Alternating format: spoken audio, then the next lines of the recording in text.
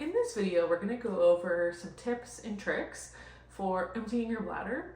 If you're having a hard time either starting your pee stream, continuing your pee stream, so it's maybe starting and stopping as you go, or feeling like you're not getting your bladder completely empty.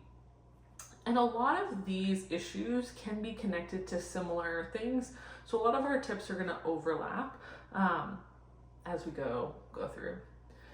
So the first thing that's really helpful is anytime we're emptying material from our body, whether it's pee or poop, is we want to be in a somewhat relaxed state.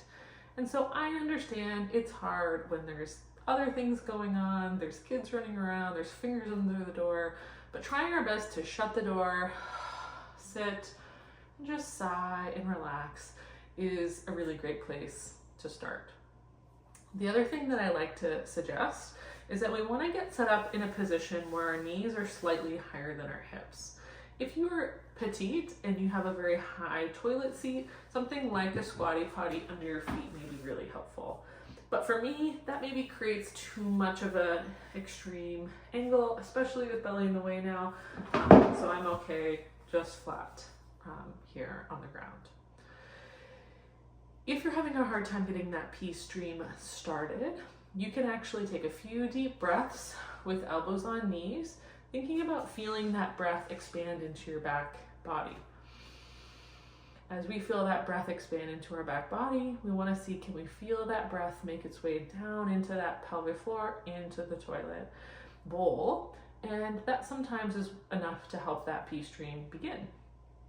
If it's not, you can take your fist and press that fist in between your knees. Same thing, keep the opposite elbow on your knees and just take a few deep breaths. Again, if that's not helping, get the pee stream to begin, you can actually lean back or come up a little straighter versus leaning forward. And just get a hold of lower abdomen if you're pregnant, or if you're not, just hands on that lower abdomen. You're gonna take a good breath of air in. Just kind of lift up your belly if you're pregnant, or just add a little compression to your lower abs if you're not. And sometimes a little bit of support through those lower abdominals helps that bladder feel a little bit more safe, pelvic floor feel a little bit more safe to relax and let that pee out. Another little trick is actually a drop of peppermint oil in the toilet. Just one, not a lot, but sometimes that pepperminty, I don't know, a scent or aroma actually helps our pelvic floor muscles to relax, to empty all the way, and can be a great tip for something to have in your hospital bag or at home if you're about to give birth. Or you find that you consistently have an issue with getting that bladder to start going. If you're finding you're having an issue with that bladder starting and stopping, again, keeping those elbows on your knees and continuing to breathe can be really helpful. Adding in a little bit of a knee squeeze can be helpful, or as you breathe, or you could add a twist. So you could bring your knees together. You're gonna add a little bit of a twist to the right. Take a few deep breaths and see if that allows the stream to start going again. You could try, see how it compares when you twist the other way. The other thing we could add in here is a little bit of a hip shift. So we're gonna think about our weight coming over to the left side, the left knee moving behind the right knee and the right moving forward. So our feet are staying still, our feet are not moving, but our pelvis is kind of shifting from side to side. This may help the muscles of the pelvic floor just shift and move a little bit out of their pattern in order to keep that bladder empty.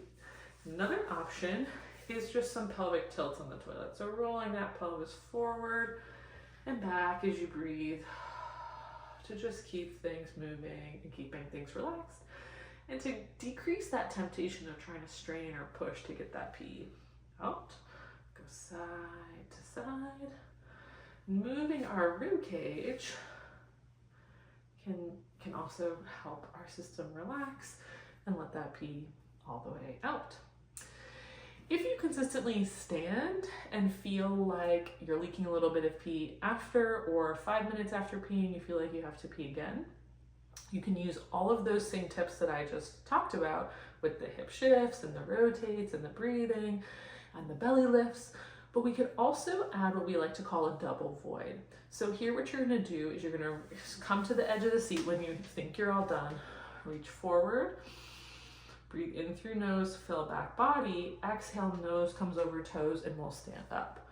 You could use a support if you need to, or you could press into the chair if you need to, but thinking about that exhale as you rise. Then once you're standing, you're gonna take a few deep breaths. Maybe you wash your hands, maybe you rest your hands on the counter, and I'll show that video shortly.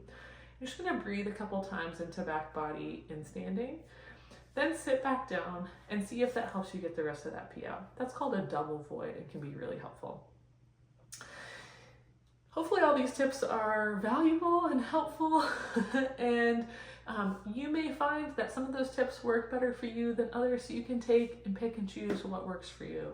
Hopefully as we find more balance in our body and more balance in our pelvic floor, we will need these tips less and less, but they're a great bridge to help us get there.